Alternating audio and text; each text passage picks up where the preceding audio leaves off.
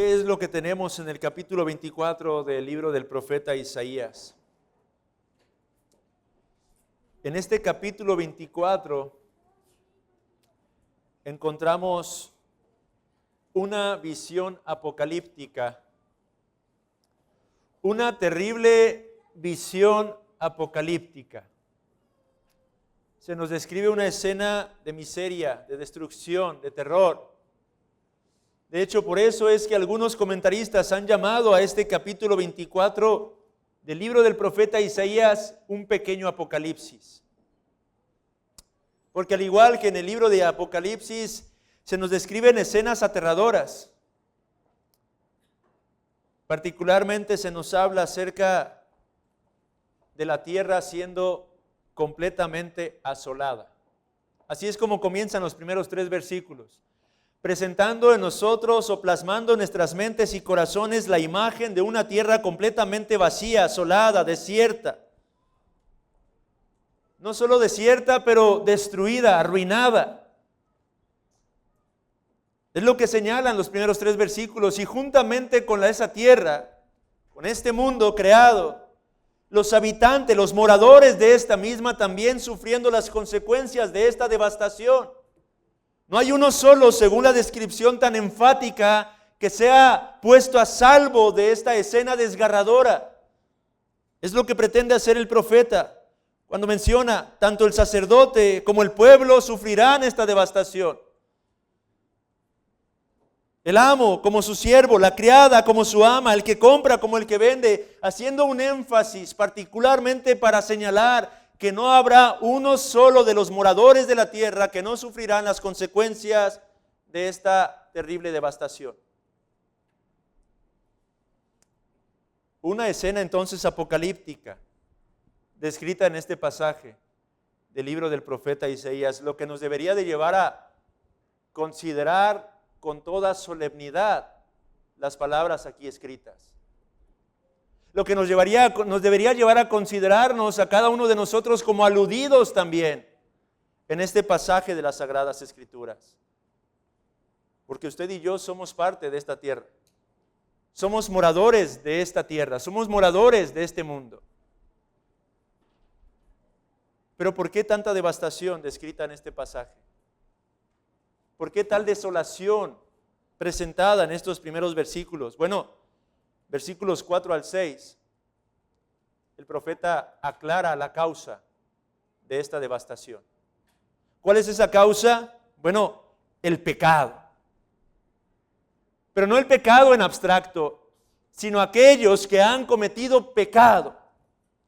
Denuncia claramente que es por causa de la contaminación de sus moradores. Es decir, la desolación que se cierne sobre la tierra es culpa de la humanidad, es culpa del hombre caído, es culpa del hombre que ha pecado. 3 cosas particularmente son las que Isaías denuncia aquí. Sobre todo si usted presta atención al versículo número 5. De 3 maneras el hombre ha contaminado este mundo. Se nos dice en primer lugar que los moradores de esta tierra traspasaron las leyes. En segundo lugar, falsearon el derecho. Y en tercer lugar, quebrantaron el pacto sempiterno. 3 razones, 3 causas por las que la desolación se hace presente en este mundo. La humanidad ha transgredido la ley de Dios. Ha rehusado vivir conforme a los mandatos del Señor. Ha quebrantado cada uno de los 10 mandamientos dados por Dios. Ha quebrantado los mandamientos que tienen que ver con su relación con su Hacedor. Le ha dado la espalda al Dios vivo y verdadero. Ha blasfemado su nombre. Ha olvidado su relación con Dios. Ha quebrantado también el segundo aspecto de los mandamientos, al pecar unos contra otros, al transgredir unos contra otros. Pero en segundo lugar, hemos falseado derecho. La humanidad no solamente ha quebrantado la ley de Dios, pero ha tratado de imponer su propio estándar moral. El hombre se quiere hacer a sí mismo Dios, al establecer lo que es bueno y lo que es malo. Esa es la condición de la humanidad. Pero en tercer lugar se nos dice, han quebrantado el pacto sempiterno. Y con esto el énfasis es el rechazo de la comunión con Dios. Dios estableció un pacto con el ser humano, pero el hombre ha despreciado relacionarse con su propio Dios, dándole la espalda, yendo en pos de ídolos, buscando su propio beneficio aparte de su Hacedor. A causa de todas estas transgresiones, la tierra gime, porque se encuentra bajo la misma maldición. Esto es lo que está describiendo Isaías 24. Una imagen desoladora de la cual somos responsables nosotros los hombres. Y las consecuencias no solamente son para este mundo creado, pero son para con nosotros mismos, los que habitamos este mundo creado por Dios. Versículos 7 al 12. Hay pérdida de gozo según el versículo 8. Los hombres dejan de experimentar gozo. Dice, cesó el regocijo de los panderos, se acabó el estruendo de los que se alegran, cesó la alegría del arpa. Una vez más, una imagen apocalíptica en la que la humanidad no encuentra gozo alguno. El hombre no encuentra satisfacción tampoco, según el versículo número 9. No beberán vino con cantar, la sidra les será amarga a los que la bebieren. El hombre, a causa de la maldición que se ha acarreado por su transgresión contra Dios, no encuentra gozo alguno en ninguna manera. No encuentra satisfacción. Y no solamente eso, pero hay una pérdida absoluta de seguridad. Versículo número 10. Quebrantada está la ciudad por la vanidad. Toda casa se ha cerrado para que no entre nadie. Estas son las consecuencias que la humanidad ha acarreado sobre sí misma por causa de su pecado. Ha perdido su gozo, ha perdido la verdadera satisfacción, ha perdido la seguridad, pero en los versículos 17 en adelante aún enfatiza más la terrible miseria en la que el hombre se encuentra, porque hay terror, experimenta terror. Versículo 17.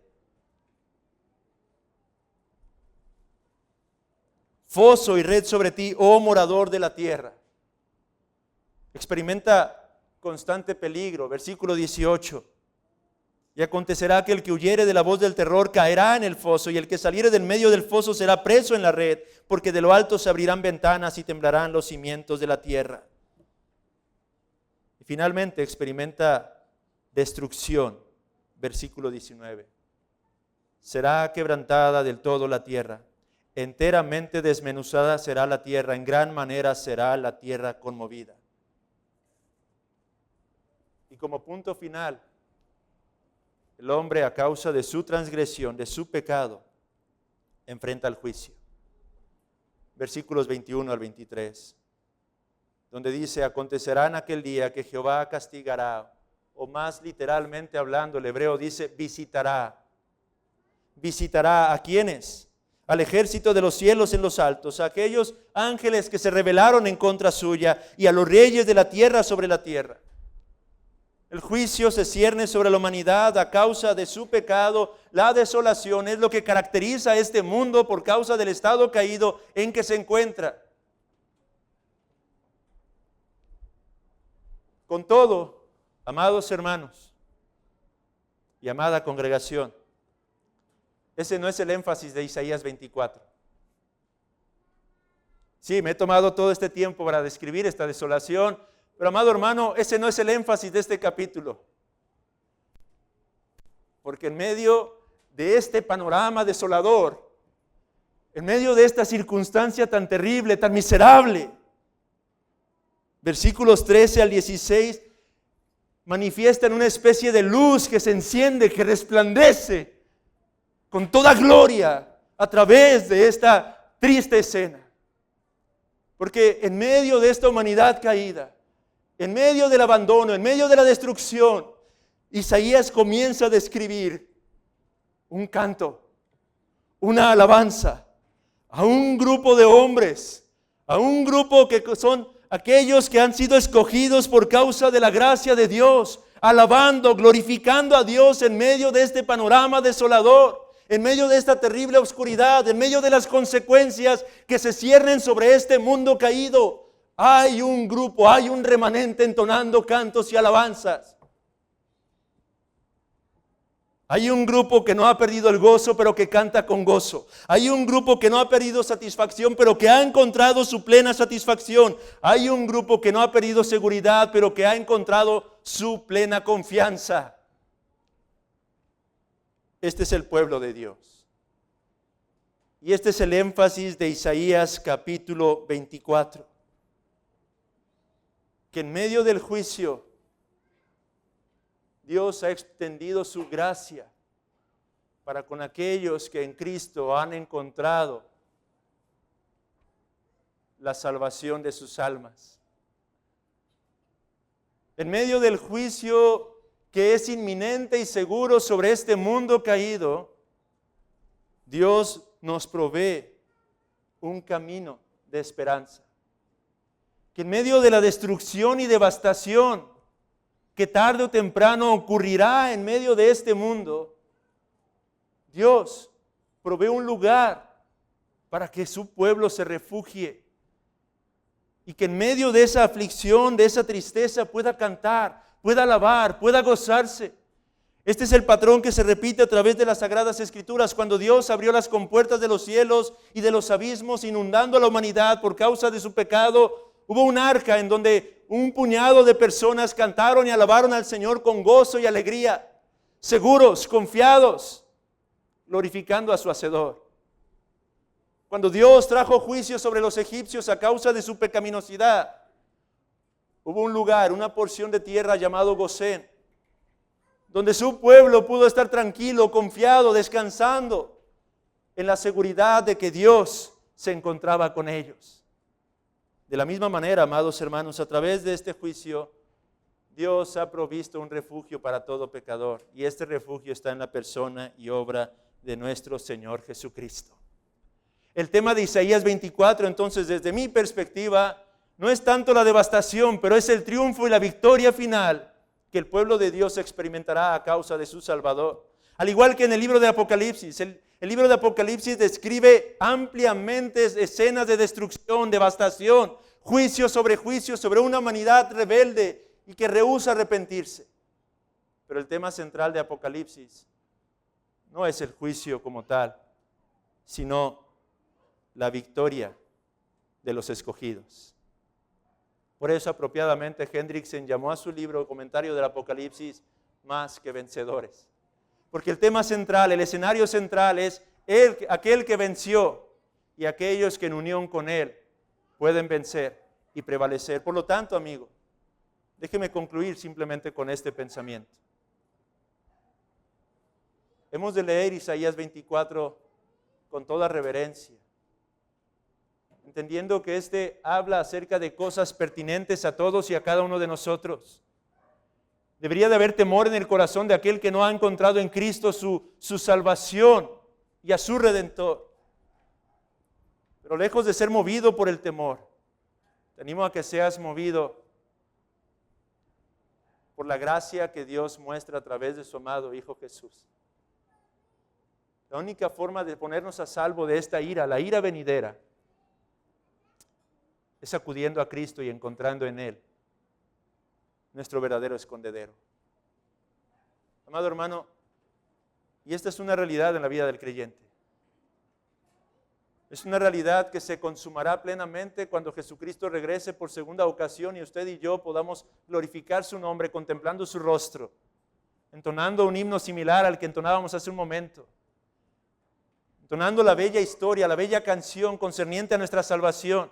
Pero aquí ahora aún seguimos viviendo y experimentando esta misma realidad, porque en medio de un mundo sumergido en tinieblas, usted y yo podemos cantar, podemos alabar, podemos gozarnos. Sí, sufrimos, experimentamos tribulación, experimentamos tristeza, pero en medio de esa tristeza el cristiano puede gozarse, porque tiene la certeza, la seguridad, la confianza de que Dios en Cristo nos ha de guardar y preservar hasta el final, hermanos. Esta es la gloriosa paradoja que experimentamos los cristianos de este lado de la eternidad. Hace unos días, en medio de un funeral, en medio del dolor, de la tristeza que se experimenta por la pérdida de un ser querido, los cristianos podíamos estar entonando y alabando al Señor. Pablo, en medio de aquella cárcel, en medio de aquella aflicción, atado, pies y manos, en una mazmorra fría, podía alabar y glorificar a su Dios, porque por fe en Cristo, Él tenía la certeza de que todos los que hemos puesto nuestra confianza en Él, somos más que vencedores. Que el Señor nos conceda gozo para seguir alabándole el día de hoy, a la luz de este texto de Isaías 24.